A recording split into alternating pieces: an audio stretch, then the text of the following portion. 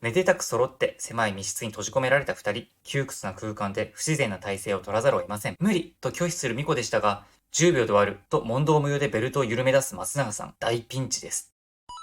こんにちは。ポロロです。今回はドラマリビングの松永さん第3話の感想をお送りします。3話の予告では松永さんがミコを押し倒すという刺激の強いシーンが映りました。今のところ松永さんがミコのことを異性として意識している描写はほぼありません。何がどうしてこんなことになるのかとても気になる1週間を過ごすことになりました。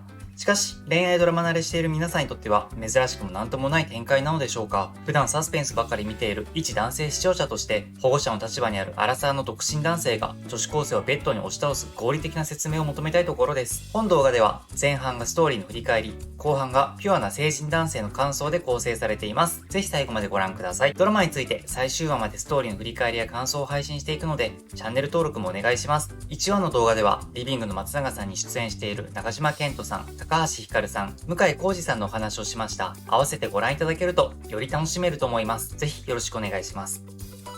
ある日の学校、ミコはニヤつきながらピンクのストラップを引っ張っていました。いつもと違う様子のミコに友人たちが気づかないはずがありません。シェアハウスの人にもらったのと鋭く切り込んできます。正解である上にそれを見ながら頬を緩ませているのだから取り繕うことなどできません。声が顔に出ていると指摘されるもミコは否定しました。一回り年上だし、いちいち細かく干渉してくるし、すぐ脱ぐし、そこまで考えて松永さんを思い浮かべ、否定しきれない感情にミコはもだえました。シェアハウスの前でミコは足を止めます。このまま松永さんに会うと絶対に意識してしまう。そしてそれは態度に出て平常を保つことなどできません。ミコは恐る恐る家に入りました。そこで声をかけてきたのは鈴木さん。ミコは意中の相手でないことにほっとします。しかし、すぐに松永さんは現れてしまいました。空々しい態度をとって逃げようとするミコを引き止め、松永さんは新しい入居者を紹介します。現れたのは、クリッとした目が特徴的な童顔の男子大学生、北条亮。ミコは初めまして、と頭を下げますが、そんなはずはありません。すぐに鈴木さんがすでに会っていることを指摘します。それは、ミコが初めてここを訪れた日のこと、内見に訪れた大学生が確かにいました。しかし彼は手違いで来てしまっただけだったので、部屋に住む権利をミコに譲ったのでした。希望はマンションだったのではというミコの問いに鈴木さんが出しゃばります。一目惚れしちゃったんだよ。それを聞いて、当の亮は驚いて目を丸くします。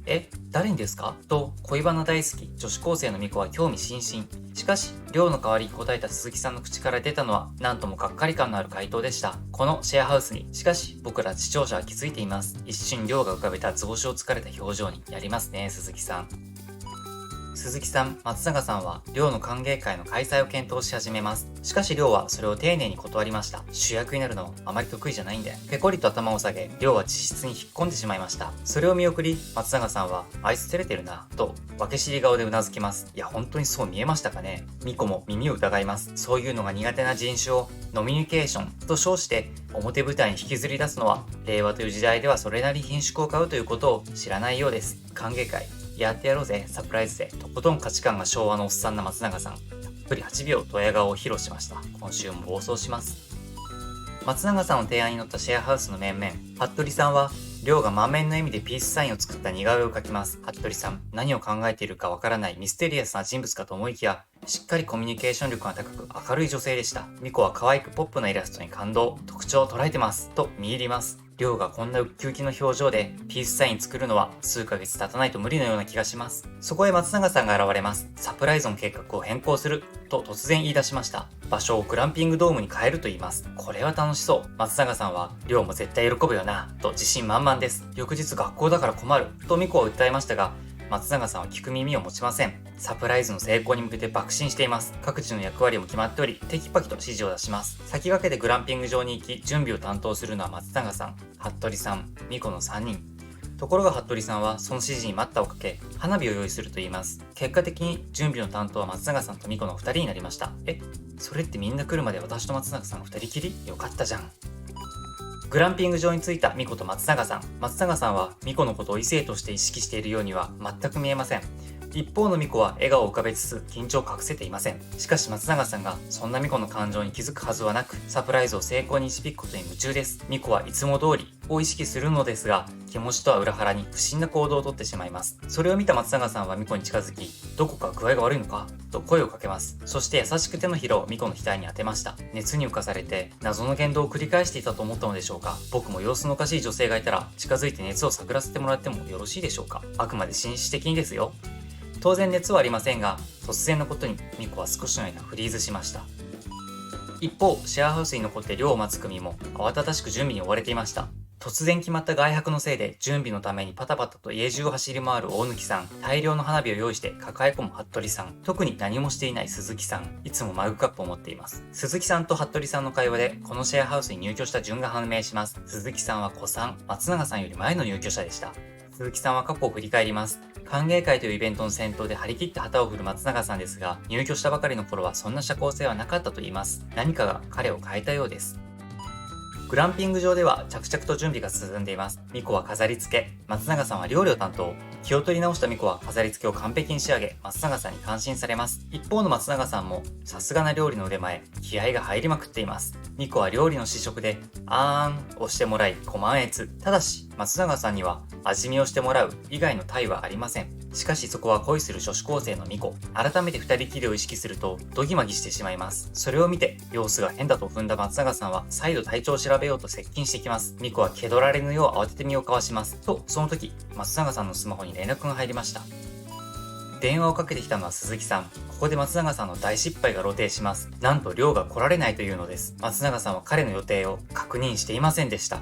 亮は現在アルバイト中、終わるのは夜の9時。電話口を変わった大貫さんにも叱られ、言い訳の余地もなく松永さんは謝罪をしました。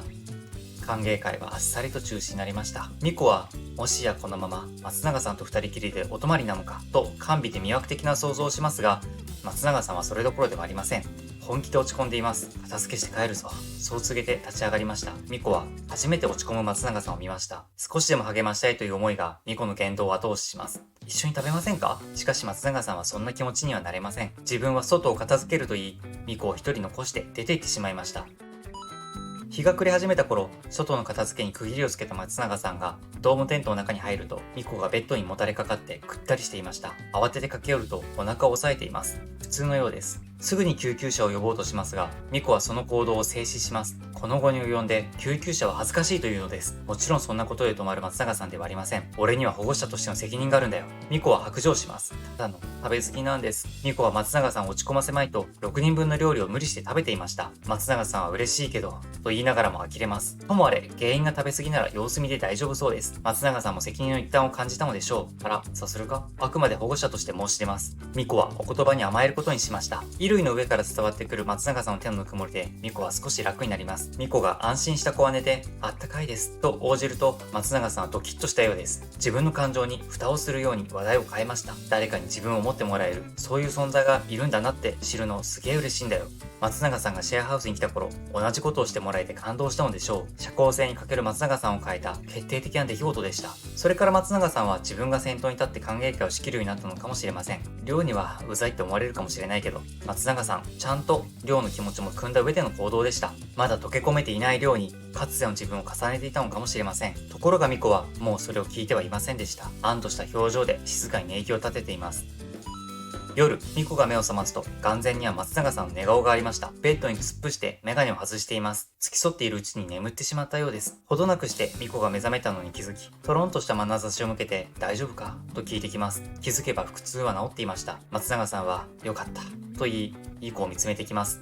これは本当に保護者としての眼差しなのでしょうか。安心した松永さんは立ち上がります。しかしその時、長い時間同じ姿勢を取り続けていたせいでしょう。足の痛みを感じよろめいた松永さんは、地球の重力に逆らえないままミコの体の上に倒れ込みました。このままではまずいと瞬間的に脳が発したシグナルは両手を前に突き出させました。激突は避けられたものの、彼の両腕はミコの両耳のすぐ隣に突き刺さります。松永さんの顔面がミコに近づきます。超自然発生的に松永さんがミコを押し倒した形になりました。なぜか目を見開いたまま見つめ合ってしまう2人。普通脊髄反射で閉じません？急なハプニングに2人は完全にフリーズしていました。さらにその時、ガチャリと音がしてドームテントの入り口が開きました。遅くなったものの他の住人たちがやってきたのです。しかし彼らの目に映ったのはどう見てもいい雰囲気になっている2人の男女。しかも1人は女子高生、未成年です。思わず視界を覆う鈴木さん。しかしポーズだけで指の隙間からガン見しています。何やってんのと悲鳴を上げる大貫さん。ミコと松永さんは慌てて何もなかったと釈明します。最後にテントに入ってきたのはその日の主役、亮。飾り付けられた室内を見て目を見開きます。感動してもらえたようです。それ以上ミコと松永さんの行為が突っ込まれることはありませんでした。実は亮、サプライズのことをもう知っていました。それでも歓迎してもらえていることが伝わってきて嬉しかったようです。しかし松永さんは嘆きます。サプライズは失敗したし、ミコが6人分の料理を食べてしまいました。いえ、まだできることは残っています。服部さんが両手に抱えた大量の花火。歓迎会は花火大会となり、6人は思う存分楽しみました。松永さんが亮に謝ります。無理やり連れてきて悪かったな。亮は首を横に振ります。でもいいですね。誰かに歓迎されるの。その発言を聞き、松永さんは嬉しそうに同意しました。地面に仕掛けられた花火が火を吹きます。松永さんはミコの腕を引き、火から遠ざけました。ミコはうっとりとした表情で松永さんの横顔を見つめ、恋の自覚をしました。はい、キュンの連続な3話でした。並べてみましょう。1、不意打ち熱診断。2、試食のあーん。3、目覚めの衝撃。素顔の松永さん。4、不慮の事故による床丼。はい、4番までがっちり固まった重量打線です。詰め込みましたね。4番目については動画の冒頭で合理的説明を求めたところでした。いやー、仕方のないハプニングでしたね。それでも僕はここまで見てくれた男性視聴者の方に問いたい。これは無罪？有罪？判決はどっち？嫉妬という色眼鏡を外してジャッジをお願いします。原作漫画との違いについて、そもそも今回主役だったはずの亮、原作では最初から入居しており、シェアハウスでのミコの先輩にあたります。だからこの歓迎会の展開は存在しません。とはいえ、食べ過ぎてお腹が痛くなったり、松永さんが付き添ってくれたりといった展開は原作準拠、うまくアレンジしてドラマに落とし込んでいます。原作といえば、前回の動画で触れたミコが松永さんの膝の上に座るというとんでも展開。これがどういう流れだったのかをご紹介します。なんと、シェアハウスのトイレの鍵が壊れて、扉が開かなくなり、中で用を足したミコが出られないという事態に。閉じ込められたミコでしたが、それに気づいた松永さんが救出を試みます。しかしうっかりの松永さん、中に入り、つい扉を閉めてしまいます。めでたく揃って狭い密室に閉じ込められた2人、窮屈な空間で不自然な体勢を取らざるを得ません。保護者たる松永さんはミコの足腰を心配します。合理的な解決方法を検討した結果、自らが便座に座り、ミコを自分の膝の上に座らせたのでした。しばらくそのまま真面目な話をしていた2人でしたが、途中で松永さんが尿意を催します。無理と拒否するミコでしたが、